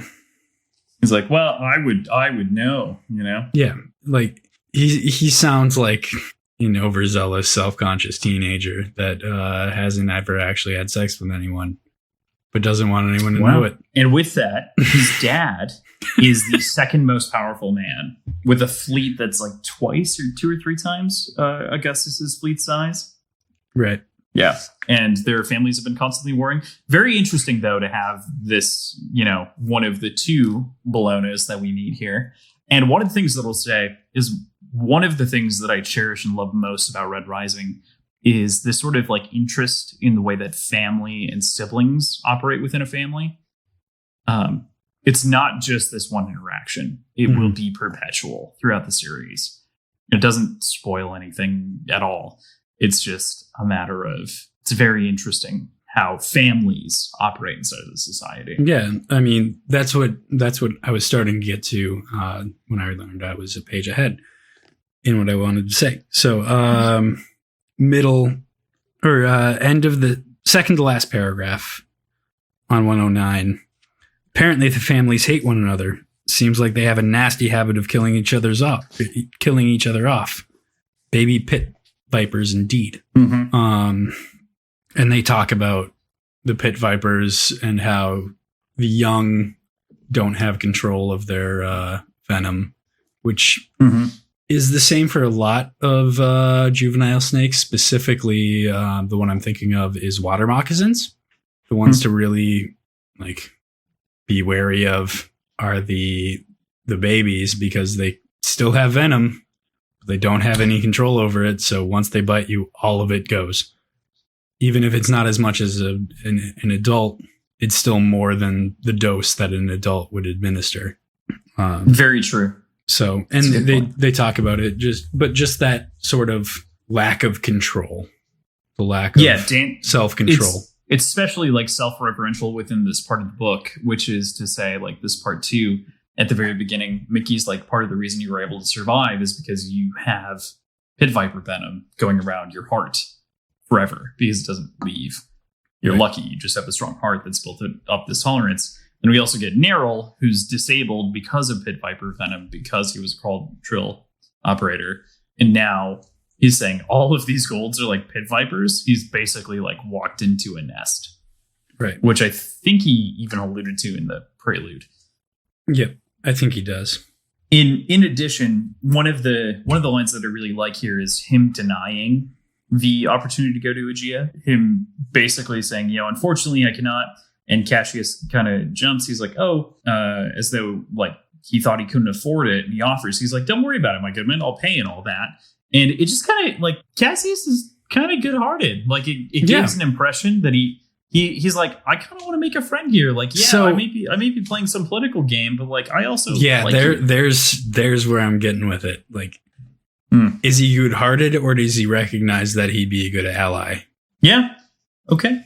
And I guess if you really want to boil it down, that's kind of one and the same. Even in the real world, like there's being nice for nice's sake, but that's honestly a pretty rare trait to have, or a rare trait to exhibit. Most of the time, somebody's going to be thinking about how their connection with someone else is going to positively or negatively affect their life in the future. So I don't know. You can look at it in a very jaded way, cynical way, which I kind of have with Cassius. Are we going with Cassius or Cassius? It's Cassius. Cassius. That way. Okay. Yep. Sounds good. But at the same time, Cassius. But anyway, right. I've read it as Cassius, but Cassius. Yeah, Cassius. Cassius. Yep. He does seem like a genuinely nice person, even if it does turn out to be selfish in origin. He doesn't seem to have a very... I think we covered Cassius pretty clearly. He's a good, interesting character, and for the first time, it doesn't feel like we were introduced to, I don't want to say disposable, but we're actually like given... I don't know. There's something friendly. We're being very slowly fed information on this character, which is interesting compared to everything else. Right, exactly. Everyone else has almost been a dump, right? But this is not a dump, which is, it's good. It's good to see. It's enough such that he's not a throwaway one-off character. Like Antonia at this point. Yeah. Doesn't Antonia show up later too? She does. My point was just more but like his cousin, like his younger cousin, brother, whatever, whoever. Yeah. No. I'm not. I'm talking Darrow's. Oh, cousin. Yeah. Like he's a character you're probably never going to deal with again. Got it. We know a very little bit about it, but it's just kind of or like Ugly Dan. Yeah, shit like that. But this is the first character where it's really kind of a drip feed of information where you know he's going to be more important later, but you don't know a large amount of information about him right away. Yeah. So I'm intrigued by it. There's definitely a couple of interesting things that happen here too with the rest of the test. The rest of the test, there's a portion of it that's physical. He slams through most of it, no problem, and he absolutely destroys the motion test, of which he's used to riding on a 90-meter drill, which is a 300-foot drill. Like, what? It's a big fucking drill. It's a big fucking drill, man. It's a drill the size of a football field. Right. That's exactly how I was thinking about it. Yep. But then we also get the more interesting one was the oxygen deprivation test, where they just give up. But where's that phrase? Then they see how much motion I can take till I vomit. I'm used to riding the 90-meter drill, so I have to give up. So they have to give up. Oh, that's what it was. Yep. Yeah. Yep. It's post the oxygen test. Sandwiched against the oxygen test. Yeah, which is great. So he stumbles into the locker room. So he really hasn't talked to anyone else. And then we get this moment with another woman. You know, someone's whistling a tune. It's EO's tune. It sounds like it. And there's a girl changing in the locker room. Her back is to me. The muscles lean as she dons her shirt. I make a noise. She turns suddenly, and for an awkward moment, I stand there blushing. Goals aren't supposed to care about nudity, but I can't help my reaction. She's beautiful, heart-shaped face, full lips, eyes that laugh at you. They laughed like they did as she rode away on her horse. It's the same girl who called me a pixie when I rode a pony, which is earlier. We kind of skimmed over it, but definitely mentioned if you read the book. A gold wouldn't have done that, but as I sit with Mateo on the shuttle as it ferries us back home, I remember the girl's face. She blushed too. Which is like, ooh, you've got another sensitive-ish like gold person. That's neat. Mm-hmm. We get the board's quality control, and they go through like that series of tests with Darrow just to ensure, because he only got one question wrong. Yeah.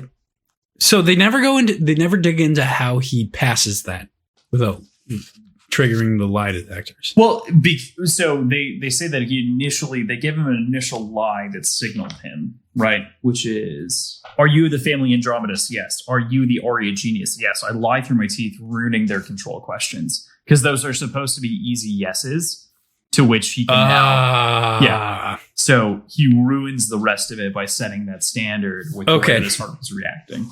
Now I get that. Yeah. Okay. As we think of polygraphs, right? So he passes them, and we leave. And how he like sprinkles in annoyance of being questioned by a copper and insults towards the like interrogator, copperhead or pennyhead at one point, something like that. Whatever. Yeah, I think like these copper based insults that aren't overt and aren't like aggressive, but as he's getting questioned more and more, and as he gets like, he starts acting visibly like agitated by it and starts insulting things to even more genuinely pass the lie. I thought was a really nice touch. Of course. And they leave, obviously, and they're like, we'll be in touch. And it is a nice touch because it layers him as, I am a gold, I am arrogant, you are lower than me, which is the first that we kind of see of him in that situation. Mm-hmm. And we get kind of this final moment with Harmony, Mateo, and Dancer. Dancer gives him a ring, an L-blade ring that extends out, and basically leaves him with the memory of manners, then burn their bloody damn house to the ground. Right. Which is great. Mm-hmm. Then we get the shuttle, right? The shuttle's pretty cool. The shuttle is Julian, right? Yeah, he's cool, but he's it's also like it's a school bus. It's the magic school bus. It's a shitty school bus. I thought more less in the realm of like a school bus. I thought, and I get where you're coming from with that. I thought more like a lock-in situation, like Starship Troopers or something like that, with overhead, like pull down or straps or whatever else. Less like a free sitting living room situation. Yeah. Although it could be that too. But because I felt like they stood up and like started confronting each other. I thought that happened later. It was still on the bus or on the shuttle. You're right. I love the fake conversation with Julian about like chess and like the sports team that he's a fan of, and they talk about the games that they like. Yeah, but just description wise, like I would have been disappointed by it. What do you mean? If he was sculpted to look like this god of a human and he was with these like sniveling, scrawny people on the bus, like wouldn't that feel a little bit like I overtrained for this? Well, he was. So he was trained like an iron gold. So I know. 6 times versus 5 but times. I feel like he was probably expecting to see at least a little bit more of a formidable like show. That's definitely true. I feel like Cassius is really the only one there, and maybe like Roke's kind of hiding in the corner to some degree. But really the only people that we're presented with in a serious context here is Severo, Julian, Antonia a little bit, and Darrow. Mm-hmm. And their perspective is very wildly. And like you said, I mean, fucking Severo is this like literal shrimp of a gold. Right. I like that they call him the ugly kid. The princeling. Like starts at the princeling. Like it's interesting to see that juxtaposition of the two characters. Yeah. and his language too, like Severo's language is just so like hot, right? So it's it's last test, you idiot, and the best secret this side of the rings around Octavia Loon's cooch. It's just like, oh, funny, clever, absurd, obtuse, cool. I kind of like exactly. Just like he says at the bottom, his name is Severo, and I like his angle. It's good. It's good. Exactly. I was going to point that out if you didn't. Just that phrase. What'd you think of the bus people outside of obviously not intimidating? They felt like children. Yeah. Like it felt like, and obviously Darrow's only 16 years old, but as pointed out before, based on just the way his society works, he's a fucking adult. Mm-hmm. And all of his peers now are children. And it shows in their reactions, in their squabbles, in their conversations. Like he is way more mature than everyone else he's dealing with so far at this point. Yeah, I mean, definitely. Even Cassius, like he's a little bit more intelligent and a little bit more refined in the way that he speaks, but he's still a girl crazed teenager, which I guess you could probably say the same for Darrow, but he's never had the luxury to have girls to chase after, really, like they do into puberty. Mm-hmm. He talks about like when he was a kid chasing after girls, but he was married by 16. He was in one of the most dangerous positions on the planet by 13. Like he's at such an accelerated maturity arc. Oh yeah. There's no doubt in my mind that Darrow is much more mature than everyone else. And given kind of the sort of age range at this point, I think we're talking about a 1 or 2 year difference in net age, but in reality, you're talking about like a 10-year maturity gap, at least. Right. At least. With kind of the brutal realities. And also some of that is the coddling of gold society, right? For these kids. Definitely interesting, especially presented with Julian, the sort of like just good kid for the most part. Like obviously he's a part of a bad society, but he's a good kid. He doesn't have a choice in that. Right. Truly. Right. Especially later. Yeah. Okay. So we do get a description of them coming in on the area, right? It's very brief at the top of 120. It's they're going to Aegea, which is the city that was previously mentioned by Cassius, and they land in the entire area that it occupies or is a part of is Valles Marineris, which is about the size of the United States.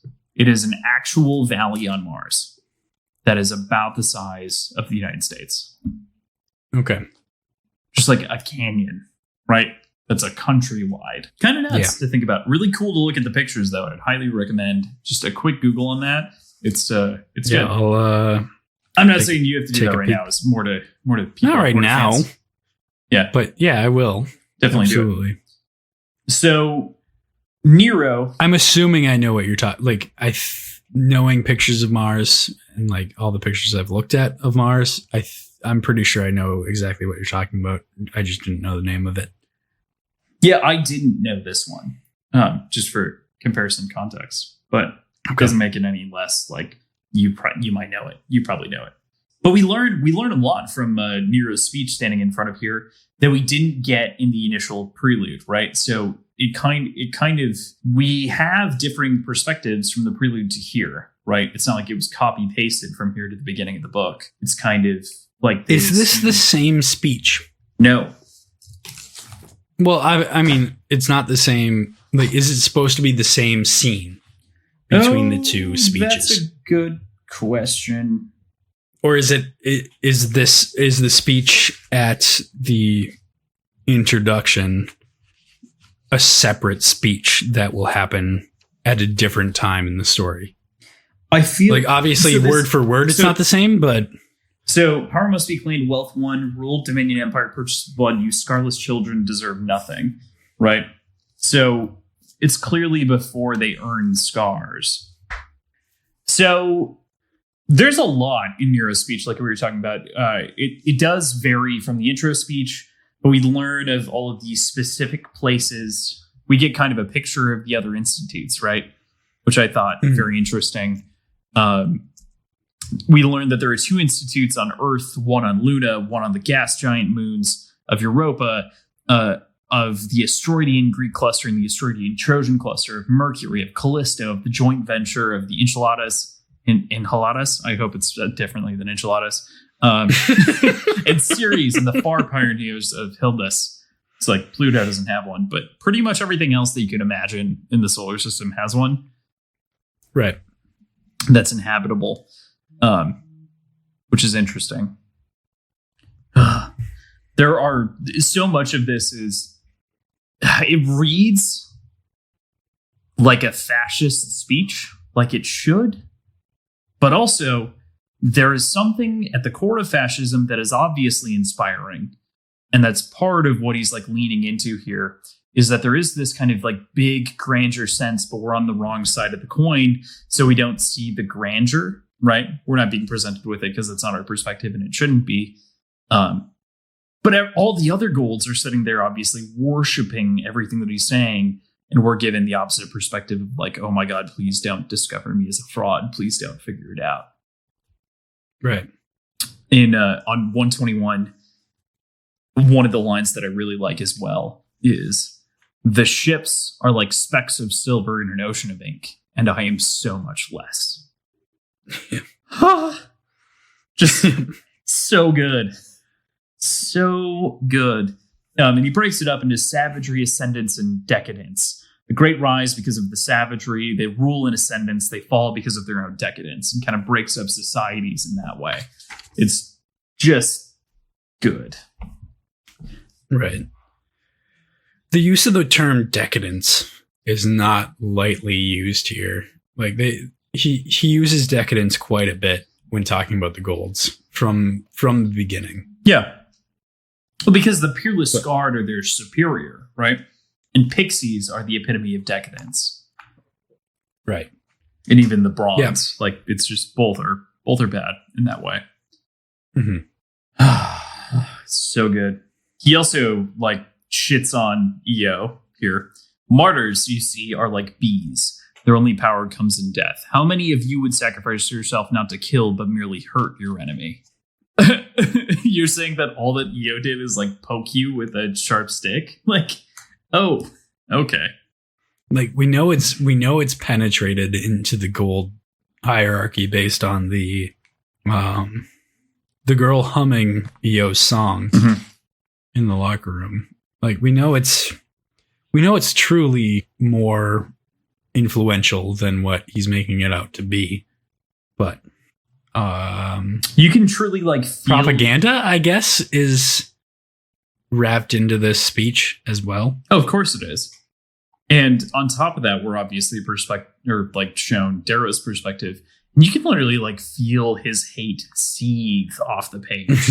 It feels like it literally like lifts off the page and just smacks you in the face. But it's also been written, this whole book has been written in such a way that like we feel that too.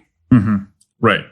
Like, we kind of are Darrow. It's not as though it's second person, but because of how tight the perspective is on Darrow versus other first person narratives, it does feel like you are Darrow. Exactly. So even before he talks about the hate that he's feeling, I felt it too. Yeah, I mean, you only read this like 2.5 hours ago, so you probably felt it pretty recently. Yeah, exactly. I mean, we started this recording 2 hours and 26 minutes ago, so 2.5 hours ago sounds about right, yeah. So what do you think of the draft? We move on from the speech into the draft of the houses, right? What do you think of the draft? It was a cool idea. Like, it was a cool way to do it. Yeah. I wish, the one thing I wish was a little bit more description on like what his stats actually read as. Yeah. Not that it matters that much, because we understand that he was very high in most of, like, he mentioned the subjects and topics that he was very highly ranked in. Mm-hmm.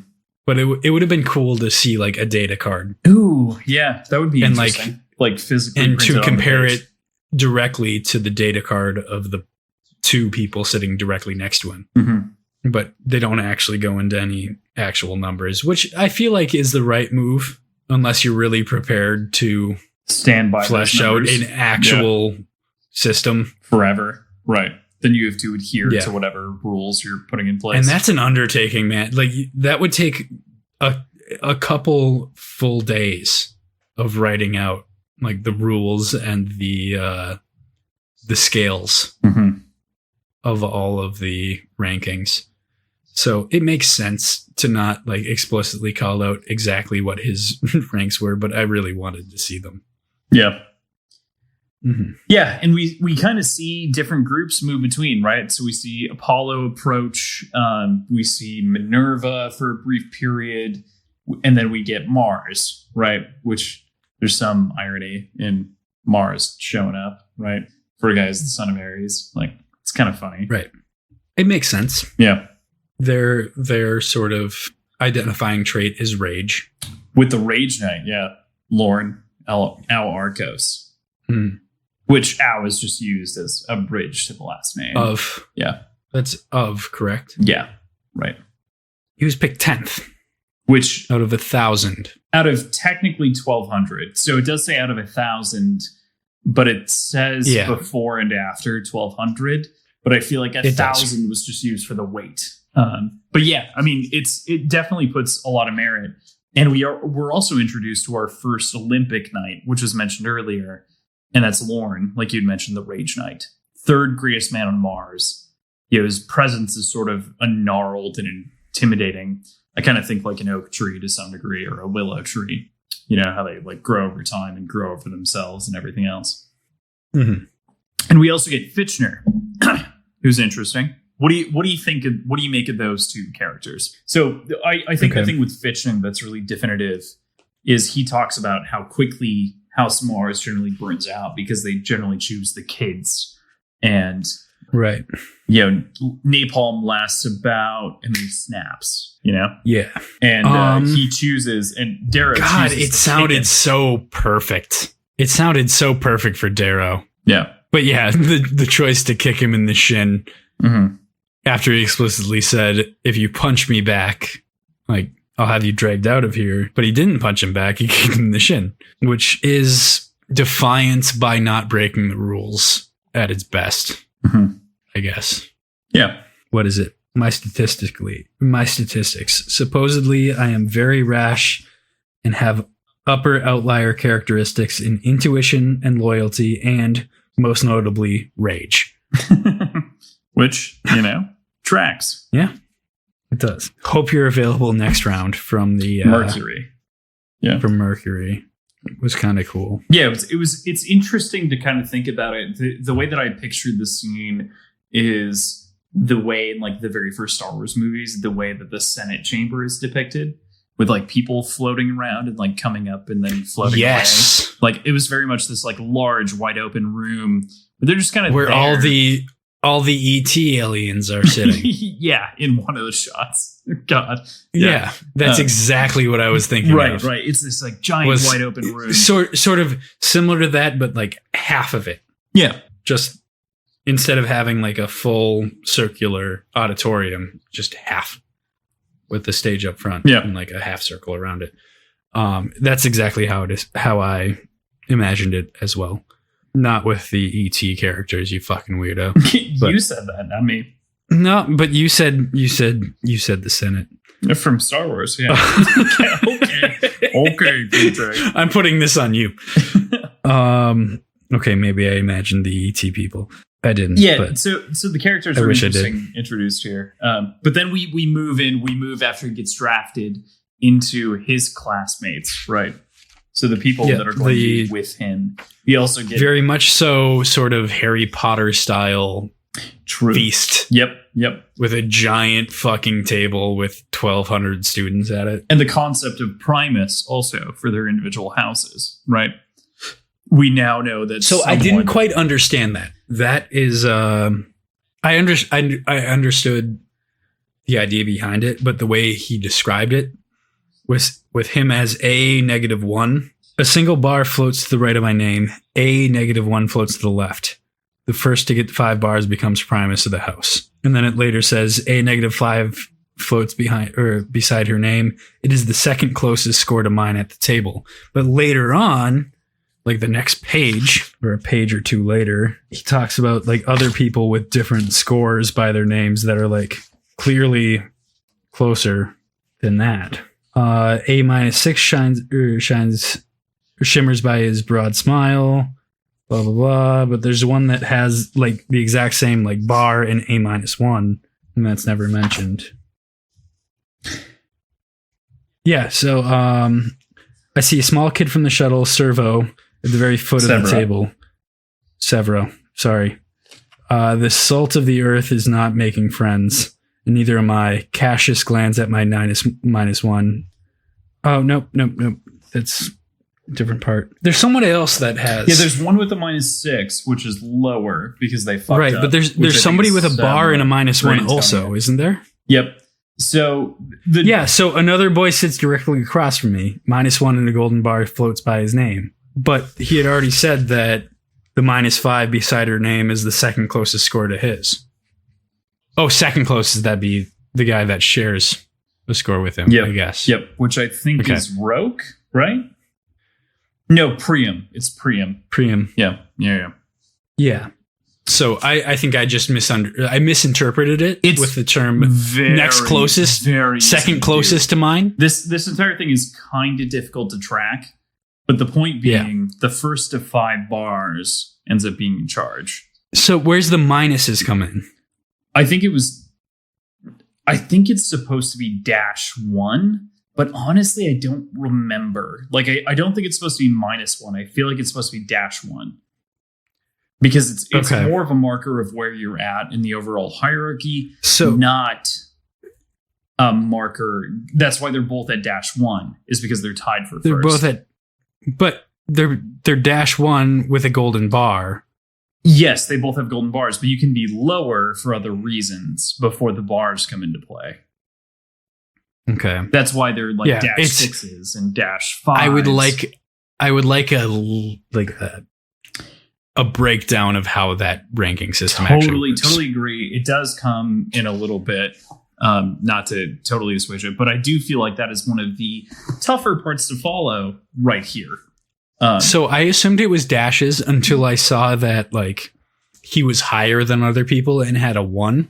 So I thought it was maybe minuses. Until like you realize that he has to climb to 5 and some people are at 6. And it's like, what? Yeah, exactly. Yeah. And how do the the dash numbers equate to bars? Like, do you get to like -10 and then suddenly you have a bar? And then you start at -1 again to get your second bar when you get to -10? It'll definitely something be like that. It'll definitely be trackable in a bit. I think more important. Well, it's not right now, and that's frustrating. I understand. It's supposed to be like tied for first, I think, at this point. Yeah. Okay. So they're all, not all, but Priam and he are -1 for that reason, for that rationale. But we also get introduced to a ton of characters. We get Priam. We obviously have met Cassius before. We get Clown, Pebble, Weed, Thistle, Screwface, Roke. We get a ton of names. Screwface immediately reminded me of Taserface, for the record, from Guardians of the Galaxy 2. Screwface was good. Face, you know? Yep. Exactly. Little Pebble. Mm-hmm. Little Pebble, Thin Weed. Bronzy looking fellow. Clown because of that ridiculously puffy hair. Oi, you're Thistle because your nose looks hooked as one. And yeah, bronzy looking fellow. Like, I know this is a table with like 1,200 kids at it, and they're looking at people at the end of the table. So I guess are they speaking in Are they close enough where these people can hear them? It kind of seemed like they were, but at the same time, it seemed like they weren't. I feel like they were addressing them because they were near the end of the table, not in the middle. So the thing that I would say here too is that it's likely that the closer you get out to the edges, the more foreign you are to society versus the orates who are probably in the middle. Because that's how everything else in society works, right? Yeah. But like, how far away would you have to be like 300 people away? I don't think these folks are 300 people away, but obviously that's a long way. Okay. I mean, either way, like you're talking a couple of football fields worth of space. Yeah, exactly. So I guess it's probably not a singular table that they're sitting at. It's probably a couple. I do imagine this very much like the intro to Harry Potter sort of thing. Right. But even that, it'd be like tough to talk from one end of the table to the other. But that said, within the second last paragraph on 130, boy, you're the thistle, or you're thistle because your nose looks hooked as one. Like, clearly he's talking to this person that he's giving the nickname to. Yeah, because they're at the end of the table for the most part, I think. Okay. I think they're all near the end. And so all the runts, so to speak, are kind of caught in House Mars or the House Mars area. Not that all of them are. I think they might all be grouped by house at this point, but all the runts are kind of... No, they are. Yeah. This is all Mars. Yeah. Everyone that's in this area is House Point Mars. reiterated, there are only max 100 people at this table. So they're probably on the runt side, so to speak. Addressing 100 isn't easy, obviously. You're right. It's a big You're deal. right. I was thinking, for whatever reason, I would, like, in my head, I had 1,200. And I knew 1,200 was the total, but for some reason I transferred that over as like 1,200 is the intro class to the Mars house, which isn't the case. So it's 100. All right, so it's 50 people. Yeah, it's on each side. Right. Never mind. No. From the center, there's 50 each side, which makes sense. Yeah. So there's a couple of interesting conversations that happen down, but none more interesting than the conversation when Julian and Cassius address each other. And we learn that they're twins. Mm-hmm. Mm-hmm. That just makes things motherfucking awkward later. And I think this is where we can move to the passage, unless you have other thoughts. Nope, we're good. Cool. We're going to move on. All right. So the passage, right? It seems like a clear call out from the title and everything, right? It is the passage to manhood or something like that. It's a test.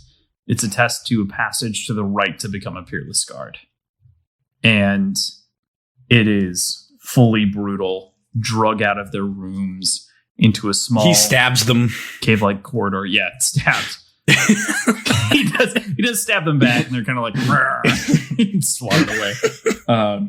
And then he kind of realizes what's going on. And he's like, "Oh, they've never dealt with like shit like this before." Yeah, and at first Darrow's this is just me in my fry suit. This is me drilling. Like, this is fine, right? Whatever. And Darrow's totally panicking. He's like giggling while he's being dragged. Well. He's giggling a little bit later. At first, he's like, I've lost. I've been caught. Like, I'm out. I'm fucked. Initially. And then he's right kind of away. like laughing at it a little bit after when he's like, oh, they actually don't know. They're crows. They're stupid. The Obsidians, they're crows. Which is definitely interesting. But then they literally strip them of everything, right? The two of them. Right. God, it gets brutal. And they're both naked. Colton here, Julian. I chuckle as I stand, unclenching my left hand from the dirty red Helldiver sweatband. My voice echoes, "We're both naked." I fake a limp with my right leg. I know what this is. It's like, I know what this is. It's just, whoa. There's just this accepting brutality. And I know that I talked about this in the first episode with you, but the idea of this starting as kind of a young adult novel, as it does in the first 100 pages or so, and then graduating very quickly to an adult horror show is very real. And this is sort of that first incident. But I don't think it excuses, I guess. I don't know. I don't think excuses is the right term, but it makes the first section stand out even more as less than the writing style of the rest of the book so far. I can definitely see that and agree with it. I think it's not that dissimilar from and I've very limited exposure to Game of Thrones because I actually don't like Martin's writing for the most part. I haven't read any of it. Of course, you haven't read anything since high school. So, of course. I'm just going to say that about everything that you bring up. Let the record show it's been out for is going to be like, oh, I don't think I've read that before. It feels like a Daenerys pre her rape, and then post her like initial assault. She's a lot more real as she faces the world. Real is wrong, but she addresses it with the sort of cruelty of the loss of innocence, and we lose. But is that addressed the first 80 pages? So. Does the writing style itself change too, though? Oh yeah, because it's a perspective based writing style, right? So as the perspective, changes, that's different. I feel like that's different. No, I feel like that changes here though too. It does too, but also the writing style itself becomes more mature. Not just the topic of which he's writing. Yeah, right. But the actual like language refinement, right? And language seems to be more polished, which happens here as well, right? Like that's. Are we agreeing? No, specifically with here. Oh yeah. So that's the exact same thing that happens. I can't speak to Game of Thrones. I'm just saying and how it's written before. This is Darrow's same sort of loss of innocence moment. Oh, okay. I think we're talking about two different things. Okay. There is a difference between the way in which the protagonist responds and acts and thinks and the actual writing style. Oh, that also changes of the book itself. So I feel like it would have been a little bit stronger if the writing style stayed consistent while he was still able to shift the way of thinking. Like it just felt like the first chunk of this book I'll say was very much an early writing. I'll say I get that. I get that. You're so we talked like you can't not be, but I am. I'm going to read all of these because I already bought them and we're doing this. But we talked about this beforehand in that, like, I don't like if this was a book that I just picked up randomly without any other pretense and I read the first section, like our first recording, I don't think I would have continued. Okay. It just the way it was written was it seemed like I wasn't the target audience of it. And it seemed like it was written in sort of a faux Shakespeare style that would appeal mostly towards like early high school students. And that changed entirely in this section of the book. And it has wholeheartedly gripped me. But I was not sold on this in the first section. You know, and I think that's something that the marketing department of the publishers probably grappled with too, is this could do really well marketed to YA audiences, but then at the same time, it's far more adult than it appears. So it ventures. I think this is the only book that's even questionable in that nature. And really, I know, but damn, is that a book that you kind of want to be the one that grabs? No, I definitely is the first in a series of 5. I totally agree. And I feel like that's why some of the initial claims in the front of the book are also so important in the back of the book. Having Terry Goodkeen's endorsement is insane. Comparing it to J.R.R.M. from Game of Thrones is insane. Like, it just those kind of like weighty backlights for the entire story are important. It is. And like I said, like I am so glad I continued to read it because, this is effectively like what we've signed on to do. But beyond that, I'm genuinely enjoying it now. Whereas the first chunk, straight up, I don't think I would have continued it. Fair. So we've only got a couple of pages here left for the breakdown. Then we'll ask the future questions, which are pretty limited. We answered a number of them going through the episode. We get a couple of brutal lines. There were a couple that you called out literally while we were talking before the episode, while you were finishing up the pages. Like, I am Darwin's scythe is something that I wrote down immediately. Yeah, that sort of eugenic culling of the golds. And that's what this passage really is a halving of the kids that go into the Institute. So of the people that go through, everyone is going through the passage, and they have to choose to kill the other person. And that puts the number down from 1,200 to 600 immediately. I guess I thought about the halving part, like the 50-50 chance thing. But the fact that it was just him and the other student, Julian, made me wonder if this was something that was presented to every student or only because he talks about it being kind of a lopsided thing. But Severo also says Severo knows about the passage as well. He does, but that could just you're right. It was mentioned to them. Test. Right. So, and it was, but it seemed like it was clearly demarcated. Clearly, there was somebody they were expecting to win, and it was more of a test to whether or not that person could actually go through with killing someone. Fair. Rather than a fight to the death, the stronger goes on. Right. Like, it was more one of these students is fodder for the gumption of the other. Fair. There are lines in this page that are just important to list. I'm a naked child slapping another naked child in a cold room. Yeah, rage overtakes me. My face goes numb. My heart thunders. It's in my throat. My veins prickle. And I know this from my own writing experience, but an inferior author would have made all of that one sentence with commas.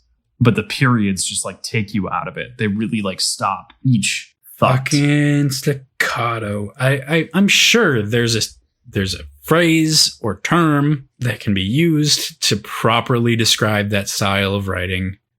But the way you and I have always talked about it has been staccato sentences. Mm-hmm. And it's seriously my favorite way of conveying thoughts and emotions within prose. Yeah. And in this last section, this last page, tears stream down my cheeks. He's twitching. When I grab his golden hair, I find him already limp, like a wet golden feather. Blood pulses from his nose. He is quiet. He no longer moves, no longer smiles. I mutter my wife's name as I fall to cradle his head. His face has become like a blood blossom. Yeah. End scene. I mean, even before that, calling him basically a wet noodle. A bloody golden feather or something like that. Wet golden feather. Just so. A wet golden feather. Oof. Yeah. It's brutal, man. Yeah. Okay, so I've got 2 questions for you in the PJ's predictions thing. So I want your reaction to the brutality of this last section. Okay, so there is... All right, so just to read out loud, PJ's predictions. Out of the characters we've been introduced to, who ends up being Darrow's most likely allies, his most likely enemies? And I feel like I have one answer to that for both questions, and that's Cassius. His most likely ally and enemy. Yeah. Okay. Because he's been the person that he's bonded with so far. It seems like Cassius but he also just has taken a liking to him. Exactly. Is that going to be known information? Are they going to know who they faced? Is that going to be published anywhere? Is that going to be told by anybody other than the people there themselves? It's something different if that's told outside of the room as though it's leaked or it's published versus it's Right. Any one of the 600 kids that survived could have killed Julian, you know? Mm-hmm. So the Cassius character is entirely volatile on friend or foe based on that sort of knowledge being available to most likely enemy. I don't think that girl that they kind of mutually dislike each other, Antonia. That seems like more of just kind of an indifference. A general antagonism. They don't see, but like not a. Yeah, not a friend, not a foe. Just kind of maybe some competitive antagonism between the two, but it seems like mostly they're going on their own paths, and they won't really get in each other's way. They don't really seem to care that much about each other. What's his name on the bus? Roke or Severo? Roker. Roke? The Roke. small dude Roke. is Severo.